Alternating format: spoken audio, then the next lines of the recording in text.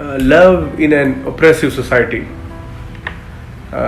becomes an act of courage, and if it's enacted, it becomes an act of rebel, and if it is embraced by all, it becomes revolution.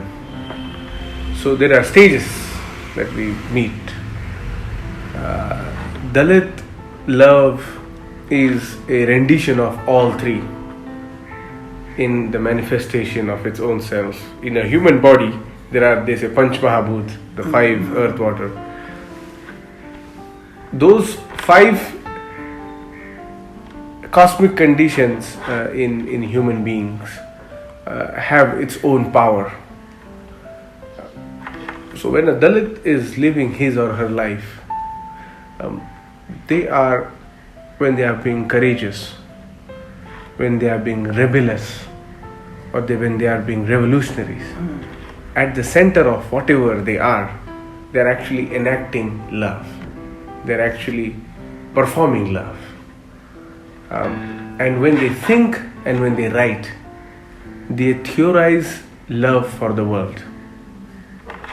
They help the world understand how to live up to the ideas of pain. Because love is irrelevant if it is not having a despicable pain, a problematic past. And so love is a triumph. If you are in a black cave, all you see is black. You see nothing else. And you are living there for your whole life. And then there is a moment that comes where you think, maybe I can get out of this black cave. How do you do that? You muster a courage and try to break off that cave. When you break that cave, first you see is a tiny small white point, which is a ray of hope. And then you try to focus on that and try to break that. And when you break that, you come into a stage where you become pure human. Because back there, you're still trying to achieve and attain your humanity. So an act of Dalit love is an achievement of human personality. It is where and how we think about the people surrounding us. One element of love that we see is actually the love that is market oriented. It is orthodox in a nature. It is conservative. And therefore, love becomes more deriding. It becomes more unwelcomed because it doesn't carry democratic ethos in it. Dalit love is a secular aspect. It breaks away the shackles of historical past, unjust teachings, as well as the ununiversal values of hatred. Because when you hate in a very personal, internal, local context. The moment you universalize, you think about everybody as your own family, the universal being. So Dalit love is universal love that connects these dots. So when Dalit mother is talking to her daughter, like Sarita talks to her daughter, she is not talking only through her own experience. With her, she is bringing those thousands and thousands years of voices, and she is giving to her daughter as an inheritance that she needs to then carry on and on. And this love preaches compassion, which is a very powerful Buddhist ethic, where you are willing to give up yourself. And giving up yourself is not just life, but giving your own accumulation of whatever possessions you have. Because until you give, you don't live. People say if you give more, you get more. But for Dalits, giving more is to live more. It cuts across the tendency of profit making enterprise. It humanizes out that when a baby is born, the baby is nobody. The baby is just a baby. The baby doesn't have a name. The baby doesn't have caste. The baby doesn't have religion. The baby doesn't have anything. All baby has is its own independence, carefully taken care by its mother or father or relative. Dalit Love is making humanity that baby, where they are trying to make sure the infant humanity that we have is taken well care of. When we understand Dalits, we need to understand that they are loving people. They are the people who can teach the world how to love, how to give love and how to receive love. Because in our society we have not taught to our kids, ourselves, how to receive love. Because receiving love has become a individualistic, narcissist experience. It has made you more arrogant, more rabid, because it is more masculine. Dalit Love is a feminine love. It asks you to be vulnerable. And being vulnerable is the highest state of achieving another person's respect, gaining someone's place. You can't be intimate intellectually, physically, emotionally with anyone. It's an examination of self. And only courageous people can dare to do that. Feminine love is about that. It's about vulnerability. It's about how open you can be. It's about how much can you stand true to your own testament of love. And so Dalit Love is sitting at the moment of making you, the other person, giving an opportunity to feel equal human, giving that vulnerable space to the other person and say yes. And so when a Dalit talk about his or her experience, they are giving an opportunity to the other that this is a vulnerability that is in front of us. And how can we connect intimately on this vulnerability? If I'm not vulnerable, I'm trying to give love of some sort that is only one-sided. That is coming from top to bottom. It is like a sharp arrow which will only come with speed. But this is about a democratic love. It sits on equal plane and it's a dialogue, the way we are having. Nobody is higher, nobody is up. And the vulnerability is not necessarily an act that will tell us performance of a something. It is merely our own reflection that is coming out. So if a Dalit woman or a Dalit man or a Dalit child talks about his or her experience, it is a moment of reconciliation. It is a meeting of mind. It is a gathering of liberated souls. In that, nobody is nobody and everybody is everybody. It's like coming out of a naked body where you have nothing to hide but everything to show and embrace each other's. This is what has not been understood by the unfortunate world, and that's why it continues to hate the vulnerabilities, the softness, the tenderness that Dalits bring to the world. And because the world is not ready to receive love, it keeps on hating back to the people who are still preaching love. Buddhism as a compassionate practice is something we can learn a lot from, because compassion for Buddha is a way to achieving, and compassion not on others only, it's also compassion on yourself. And that's where I come with understanding Buddhist compassion, where if I have to love you, if I have to engage with the act of love, first I have to have a compassion on myself. I need to love myself first. And I think that is what we are taught constantly. In a world where you are told you don't have talent, you don't have merit, you are an inferior person, you don't deserve to be equal treatment. How does still a Dalit like herself or myself manage to live our life and live up to our potential? One of the secrets is because we have not given up and we have not lost the hope of loving ourselves. Because we love ourselves, we carry ourselves with certain pride.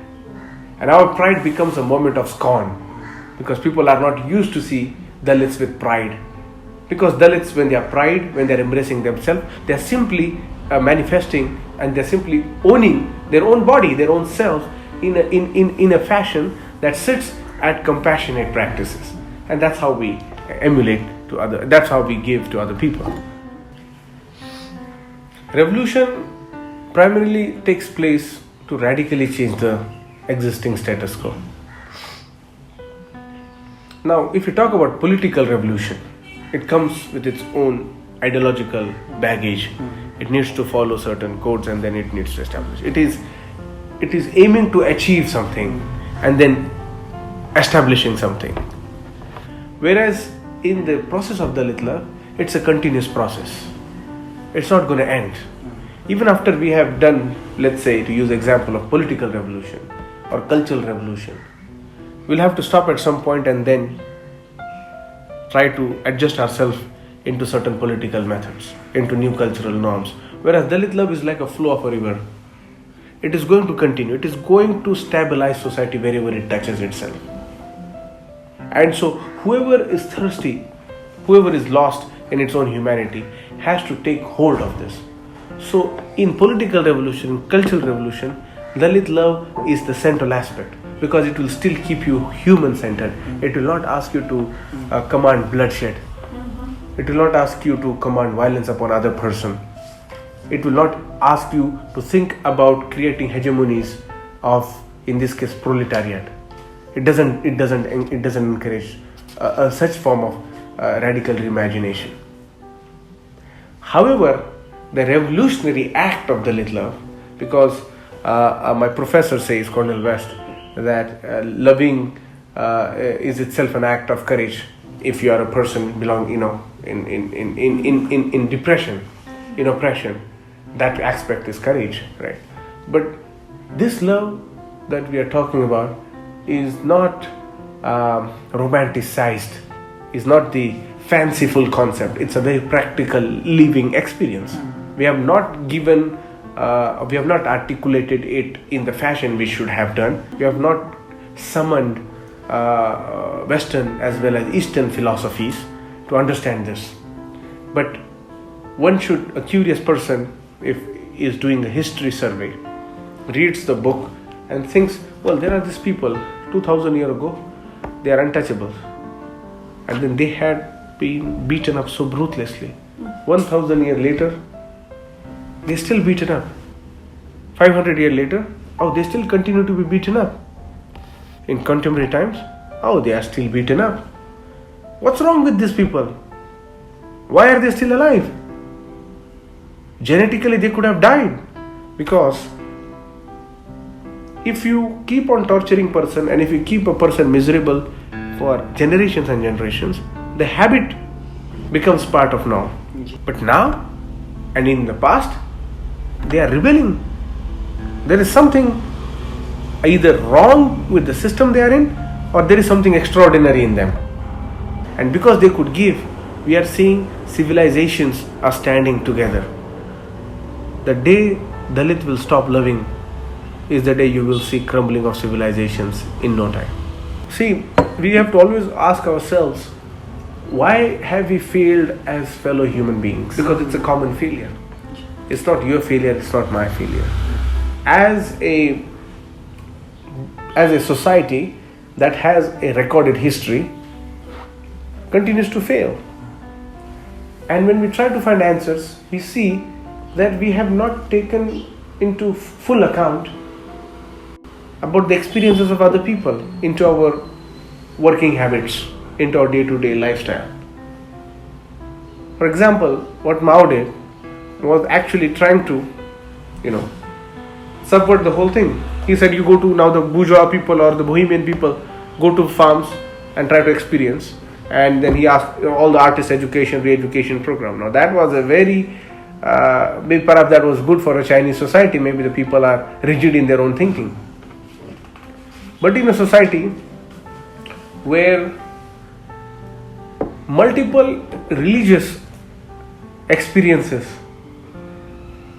flow at the same time, and the air is full of those desires of people who are in search of that enlightenment, or people who are in need of some sort of solace in their heart. In those contexts, we have to use what we already have and try to make it useful for us.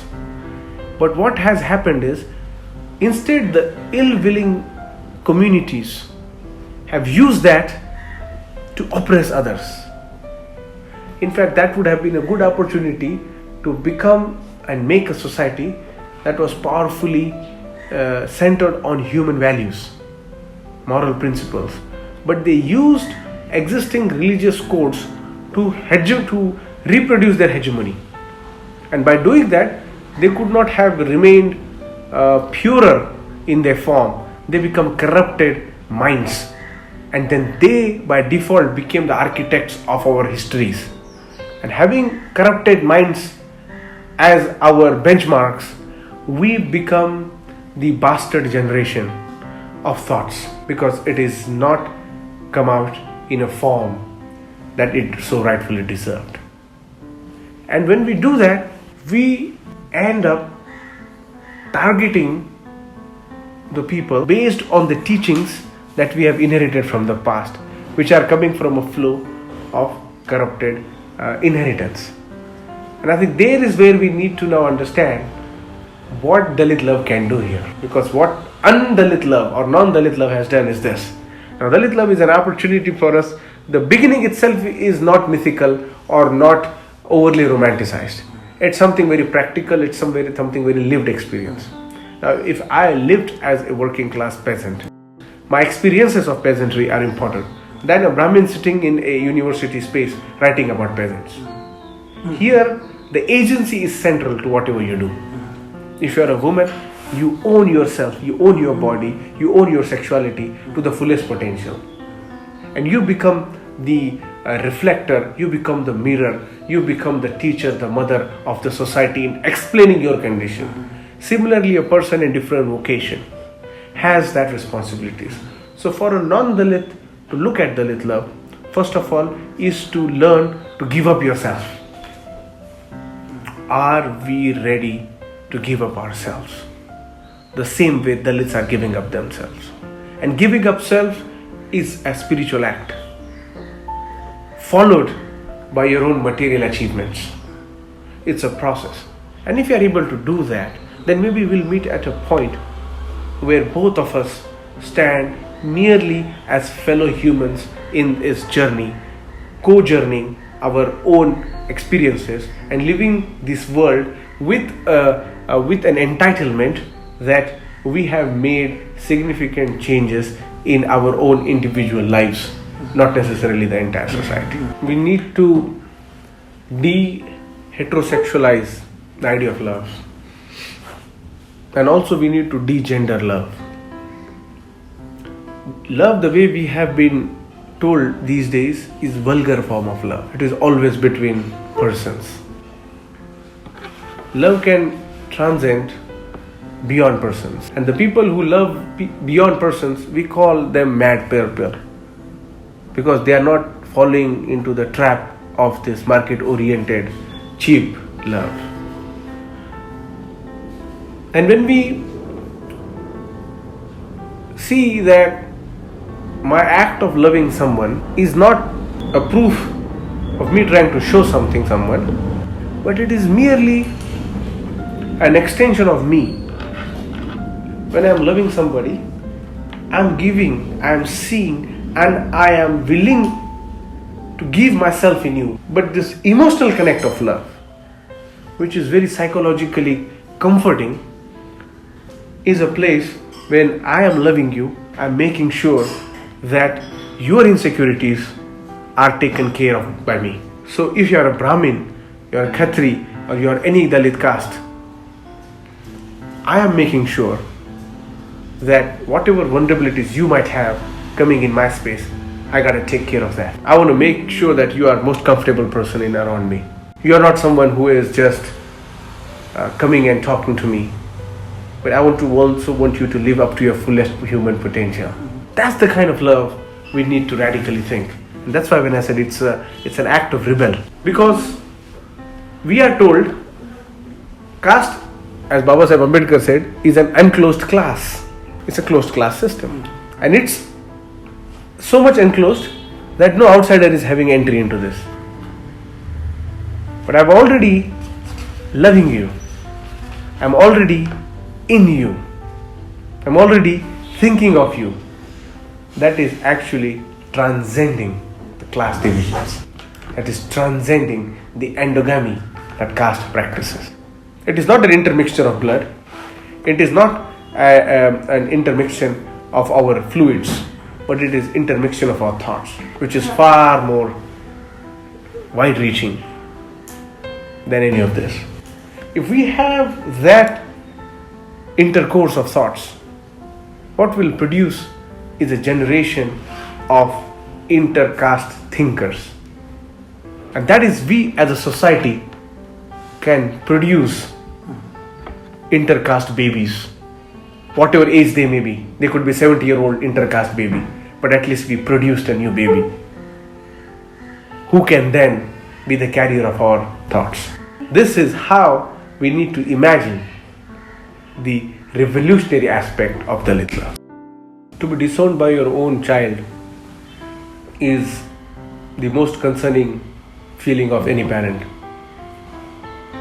because the part of you that you love doesn't love you back, or any other factors. How do you then make a person who is not loving you, who stays with you, to love you back? It's a constant struggle, because you are only going with one aspect of pure love. Other person is going with misplaced aspect of love, and that's why they are trying to hate. Here as a society,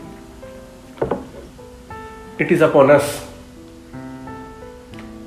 that we don't prevent a person from not growing. Not loving, the day you stop loving is the day you stop your growth. Economically, for a nation, it's a concerning aspect. The country will go bankrupt. Maintaining caste and caste-based hatred is very expensive for any system. If you run, for example, a factory, you are the owner of a factory. And let's say he's a manager of, it's a factory of wool. He's a manager of managing the sheep. There is one unit that is managing it's the thread, and one in packaging. Now he has to, for example, come and talk to my department on a daily basis. But we just make a clear distinction that this manager will only remain in his. So if he has to talk to us, he has to go through a whole system and then talk, or he has to engage with a person of his equal stature. As a profit-making machine, do you think as an owner of factory, you'll be able to yield more results if such segmentation continues? It is not economical. You need a direct connection. One department, another department connecting each other and then producing it. Caste system has done effectively is trying to make sure that what he is doing is best in his. He has nothing to do with what happens in the world. What I am doing, I am told I am at the best. I don't need to care about it. But if you are a father of a country, of a family, you will see your kids cannot be segregated. Your kids cannot be separated. They cannot give a special treatment. So the people who run any country and do not see these apparent divisions in front of their eyes are the people who don't treat the Nepali citizens, the Dalits or other caste, as their own children. They think themselves as some children of some prostitutes who doesn't deserve respect. That's how they manage to stay mute when such kind of distinctions and divisions exist in society.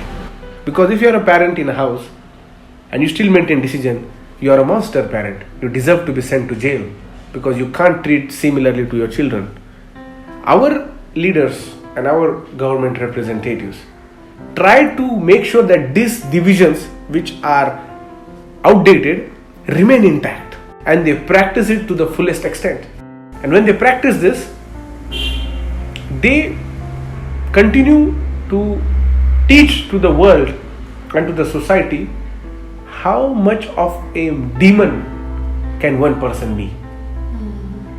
In a society where such attitudes exist, the country is always going to go 10 years, 20 years back in a simple act by changing these rigid structures and say, let's have a free flow of thought, free flow of ideas, free flow of endosmosis, let's have connection, let's have mixture of things. In the Dalit Love, what we need to understand is, it teaches you practical methods how to challenge this, how to overcome this.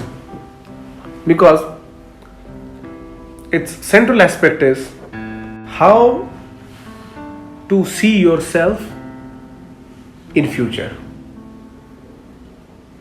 Because if you don't take enough lessons from the past and don't make enough efforts in the present, your future is going to be the same what your ancestors did in the past, and then we are not going to do anything change. It is asking you to change, but it's also sitting itself in future. It is a futuristic project. So when a child is ashamed of that, the child is not to be blamed, or the child's mother or father is not to be blamed. The society that child is operating is to be blamed. It is the society's responsibility which has taught that innocent child to hate herself. When you hate your own people, your own community, your own mother, you hate yourself first. Because that hatred of you comes from the way you demonstrate your hatred to yourself is by hating others. And that's why, don't call me Dalit. It's because I hate myself. There is a modern form of expression where they are free to hate themselves. And hating yourself is killing. It's a mini murder every day. And what we do essentially is create an everyday genocide into the mind of Dalit children, Dalit men and Dalit women.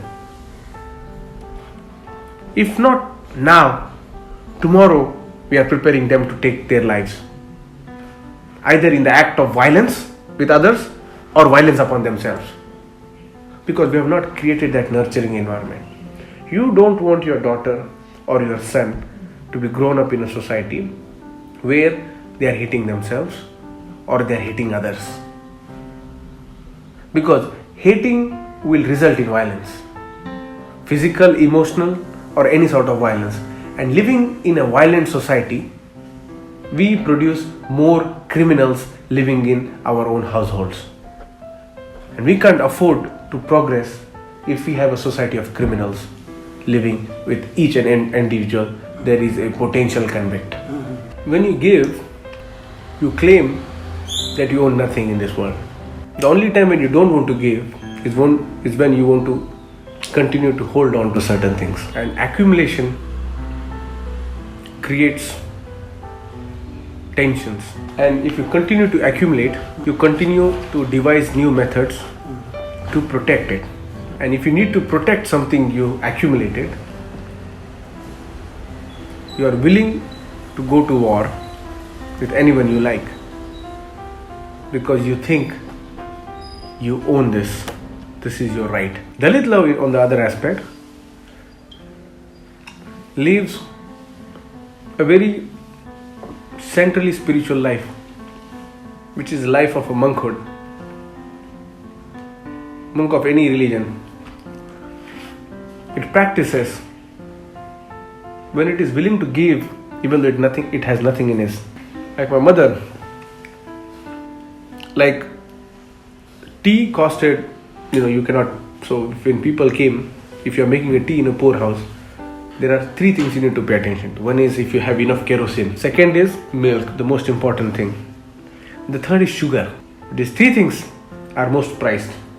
And so when people would come, my mother would still manage to make tea for all of them. She would do anything but to serve. No person would go without being felt served. Why was that? Even I try to do that. Many Dalits try to do that. Because it's not about if they are capable to do it or not.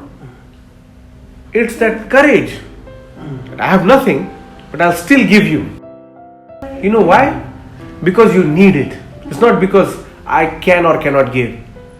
If I am a parent and if I see a kid, you understand that kid is in a certain desire, a certain need.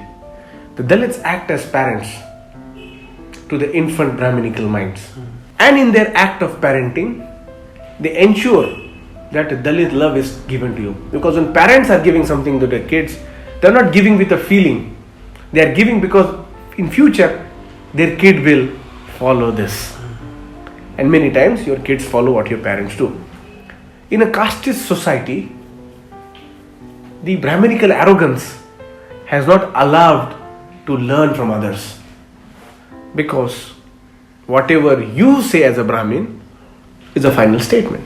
There is no argument, there is no dialogue, there is no debate. It's period. Statement, full stop, done. Whereas in Dalit love, it goes the other way around. Let's debate. Let's see if we can talk. And this act of giving something is to also claim their equality. That I am also capable of giving something to you, fellow, whatever caste person you are. And so when I'm giving to someone, when Sarita is giving to someone, they are not just giving with a feeling of receiving something, but they are giving with a feeling that you take and you go, no returns.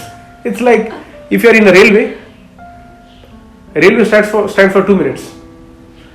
We stand there, a passenger going 1,000 kilometers away, and it came from 1,000 kilometers. We don't know where the person belongs. But because you are in a position of giving something to the person, you give. But if you hold on to for certain returns, that doesn't sit into the idea of Dalit love. Willing to sacrifice your prized possession, which is your time, is the most fundamental aspect of this. And the idea of serving somebody, unfortunately, in a casteist society, becomes hierarchically graded. Serving is the highest form of making one person feel comfortable in his or her position. If I'm serving you, I'm trying to make sure that you are taken well care of. Doesn't mean I'm inferior to you. I'm just making sure that I'm valuing you more than me. This is a revolutionary act. However, in caste society, that same act becomes hierarchical, becomes caste profession. So if a Dalit or a Shudra is serving a Brahmin, it is not taken as an act of generosity, it's an act of compassion. However, it is taken as a caste-based job. It is not fully embraced as a fellow human being doing such an enormous amount of favor on me. By going to the field, doing farming, producing the farmers, when they are giving to you, they are exercising a compassion. This is what the caste society has failed to understand, and that's why it continues to live a miserable life. And that's why we need to learn from this Dalit act of love, which is decrying that please, again and again and again, don't see ourselves as inferior others. We are not going to stop serving people across, not as inferior beings or lower caste people, but as highest human beings who have attained an highest form of enlightenment. So we are not serving from a lower class belt to upper class belt, but we are serving being on a highest enlightenment mode, and then we are serving. Who can serve? The one who has the capacity to serve. Not everyone can serve other person. And if I can serve a Brahmin, that means I'm already at the level of a Brahmin. But the Brahmin is making me unequal because he is afraid that I might claim the equal position. So what it does instead is treats me as untouchable. Not even subhuman, but an despicable untouchable. And that's where you eliminate your humanity. It's a simple act of respect. And you not only respect that, but you are willing to give up yourself, anything for your mother. You feel me? Why are we not able to accord the same sentiment to the Dalits? Why do we create such manifestations of different moments of love? If respect sits at the foundation of your family, then you need to make sure that the same is transcended in the society. We need to understand only an enlightened person can enlighten others. Only a person who has achieved a status of serving others can serve others. And the people who receive service are the people lower on the belt. So they need to be humble to be receiving services. You can't receive service like this. You have to receive service with open hands. But in our society, people receive service with open hands, but then they immediately show the picture of not receiving it. This is where we need to change the hierarchical caste system. That's how Dalit love intervenes into our understanding of this.